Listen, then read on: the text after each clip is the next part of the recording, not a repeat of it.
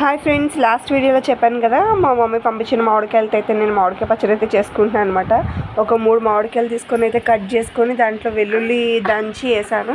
ఇంకా వెల్లుల్లి కొన్ని ఒలిచేసి వేసాను అనమాట. తర్వాత కొంచెం కారం, కొంచెం ఉప్పు, కొంచెం వచ్చేసి మెంతులు, ధనియాలు లైట్గా రోస్ట్ చేసి దాన్ని పౌడర్ చేసి దాంట్లో యాడ్ చేసి వేసుకున్నాను అనమాట. తర్వాత కారం యాడ్ చేశాను. తర్వాత ఆయిల్, పల్లీల ఆయిల్ అయితే యాడ్ చేశాను ఫ్రెండ్స్. అవన్నీ మిక్స్ చేసి నేనైతే పచ్చడి ప్రిపేర్ చేసుకున్నాను. టేస్ట్ అయితే చాలా బాగానే ఉంది. అంత మా అమ్మమ్మ చేసినంత బెస్ట్ అయితే రాలేదు, కానీ ఏదో ఇష్టం కాబట్టి ఏదో తినాలి అని చేసుకున్నాను అనమాట. తిన్నాను, టేస్ట్ అయితే బాగానే ఉంది. మీరు కూడా సింపుల్గా చేసుకోండి, ఇలా సింపుల్గా ట్రై చేసుకోండి, ఇంట్లో బాగానే ఉంటుంది టేస్ట్ అయితే.